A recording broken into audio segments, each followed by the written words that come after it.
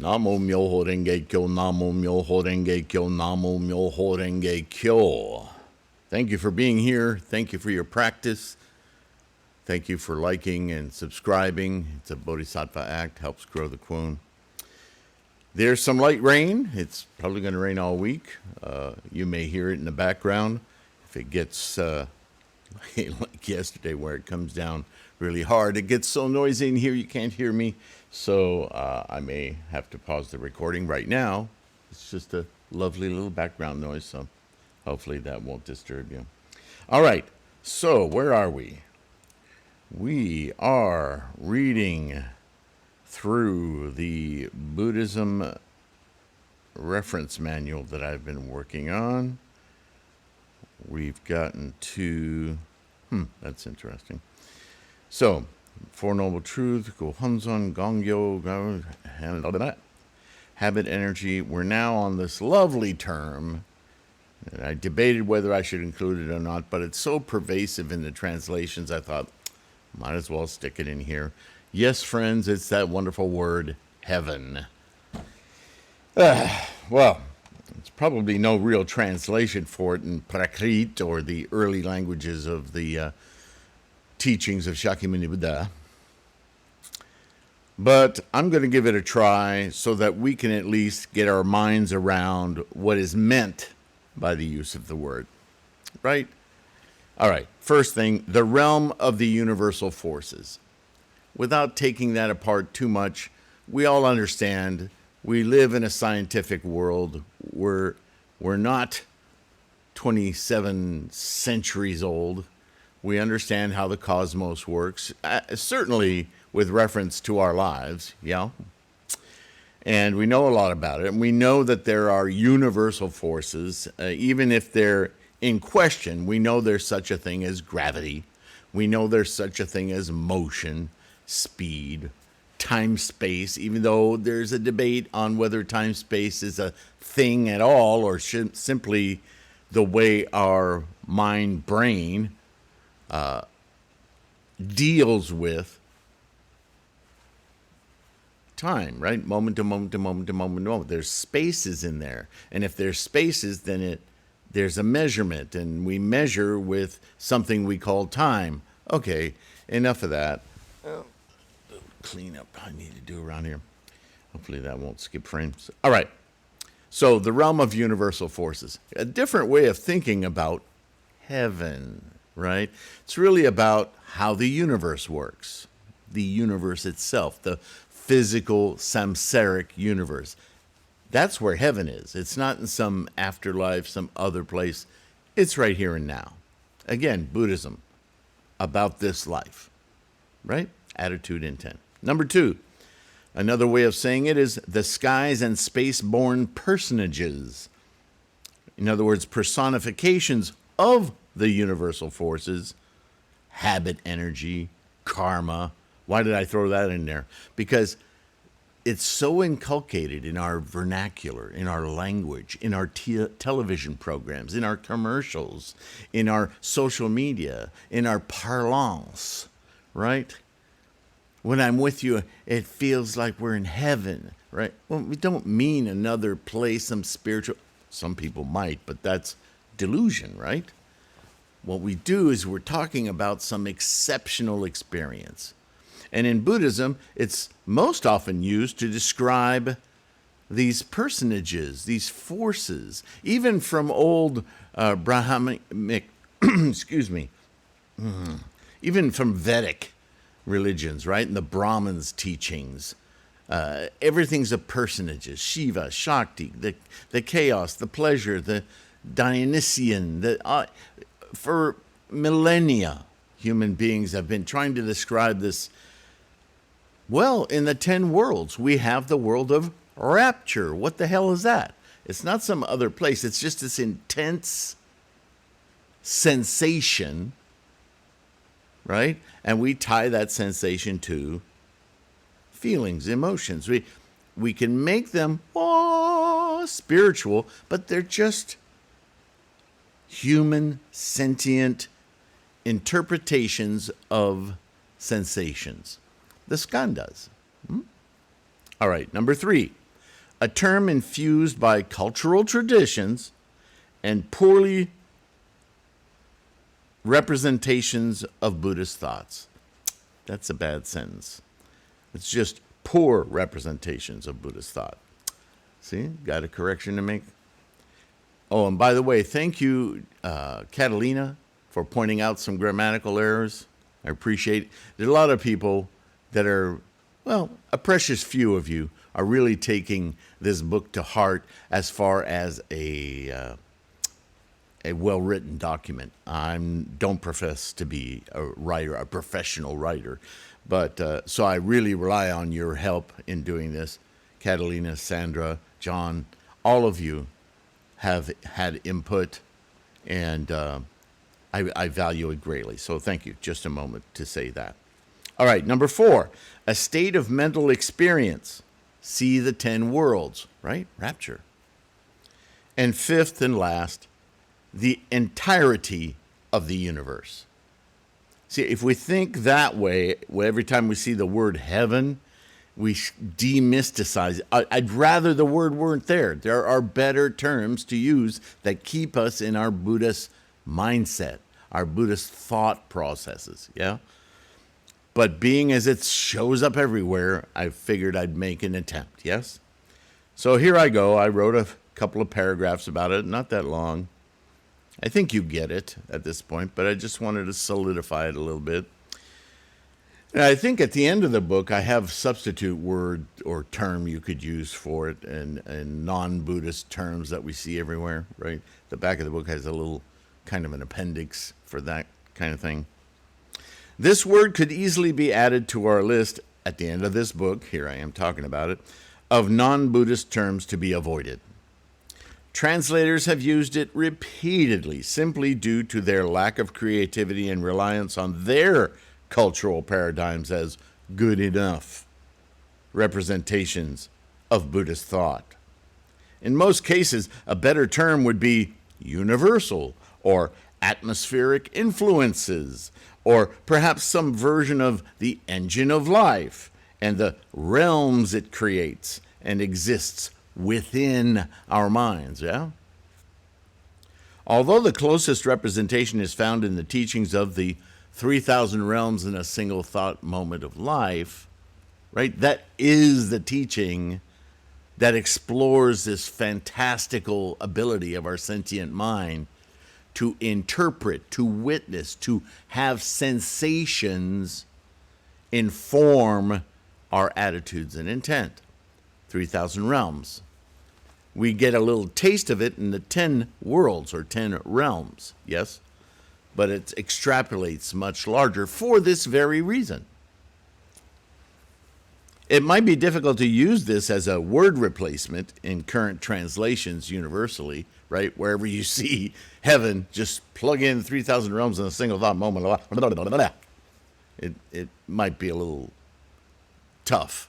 Heaven, these one word things. That's why words like heaven are difficult to divorce ourselves from, yeah? Because they have such huge charismatic amalgams of different definitions and depends on your culture, your society, everything. So best to do away with it because it's just really confusing just as a term. But we're dealing with it, right? So next paragraph, last paragraph.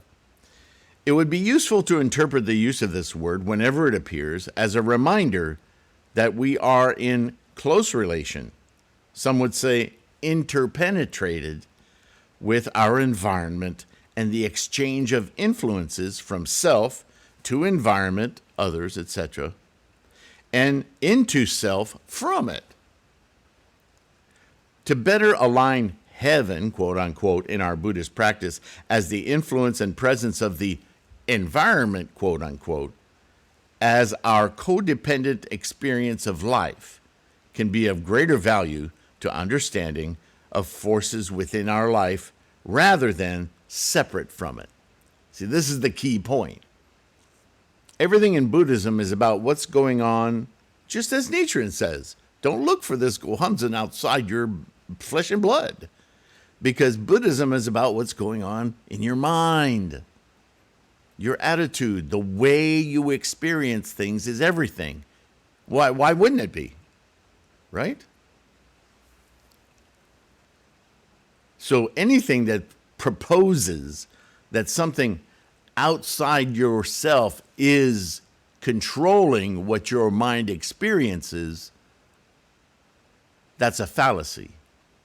It's slippery when we talk about self and environment because we're using language to define a duality.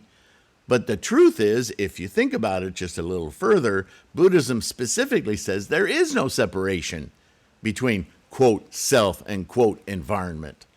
That's the primary illusion. It's not other. It's a relationship we have internally, subnuclearly. Those forces that are heaven tries to put outside of ourselves are actually in our. They're part of what we are, right? Buddhahood is innate. Engine of life, innate. Karma, innate. We don't push it out into the world, and the world doesn't push it into us. We are a related totality, experiencing moment to moment those forces. Interpenetrated, interdependent. All right. To finish last sentence, life is to be experienced, quote unquote, in our moment to moment consciousness, mind, rather than seen as occurring or happening to us. See, that's the fallacy of duality, or imposed upon us. This is always the challenge of language and cultural interpretations, rife with the charisma of social traditions and appropriations. And I'll finish just by saying, Buddhism is about the mind, our attitude and intent, / living this life with that consciousness, fully experiencing our life, fully expressed, right? So we don't miss anything. So that we don't get to the last moments of our lives and think, I missed it. I was so busy being a this or that and collecting this or that, I forgot to live. We don't want to die that way. We want to go out knowing that we fully experienced our lives. That's what Buddhism is about. Right? Cast away the attachments. And if you know this, basic Buddhism 101, any school or group or sect that tells you that when you invoke your Buddhahood, Namo Myoho Renge Kyo, you should be wishing for stuff. What a nightmare that is. This is exactly what we're getting rid of. What are you doing? Oh, yeah. When you go to your mandala, and they identify it incorrectly right away, ask your mandala for attachments. Get your cravings here. It's insanity. The first teachings of Buddha identified the four truths. Life is suffering. The reason life is suffering, because of cravings. You want to live your life fully, stop the formations of those cravings. Oh, yeah, well, just go chant to have more of your cravings. What? That's insanity, my friends. And sure as hell isn't Buddhism, right? When you go to chant Namo Myoho Renge Kyo, enliven, awaken, simply, single-mindedly, achieve, attain, be with, meet Buddha. Open that Gohanzan mind gate and perceive your life through Buddha-ness. Everything else will just work out. No need for cravings. You're trying to end the cravings. Why are you chanting for them? Please, please, just make sense. Okay. Sorry, this came up again in emails, and it drives me crazy because I want you guys to succeed. This practice is about succeeding in exploring your full potential. Stop getting in your own way, yeah? Feel good about it. Feel convinced. Feel confident. Namo Myoho Renge Kyo. Yeah.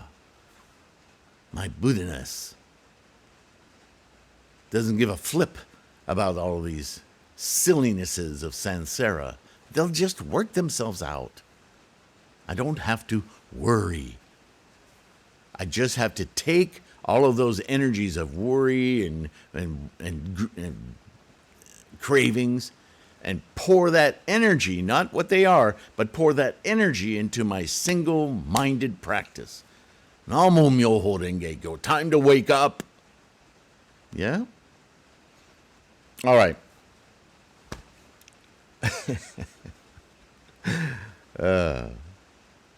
I've been told sometimes I sound like a Baptist preacher. I don't know about that, but I'm just really passionate about your practice as well as mine. Doing it right. There is no other way, right? Okay. I hope this video found you in good health and secure. My heart wants you to succeed. My mind wants you to succeed. That's what this resource is for, the threefoldlotus.com resource, a lot of free info there. You can get to the ebooks quickly there.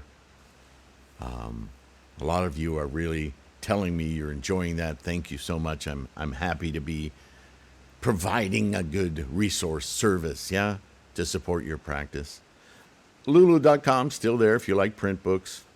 And those of you who are making monthly commitments and occasional donations through Patreon and PayPal, you're keeping this alive. So Bodhisattvas you are. Thank you so much. And that's all I'll say for today. Yeah, I'm concluding. Next up will be hell or hells, another wonderful term. And we'll get to that. In the meantime, continue to take care of your health, please. Keep your practice strong. Be kind to yourself and others. And I'll see you then. Bye for now.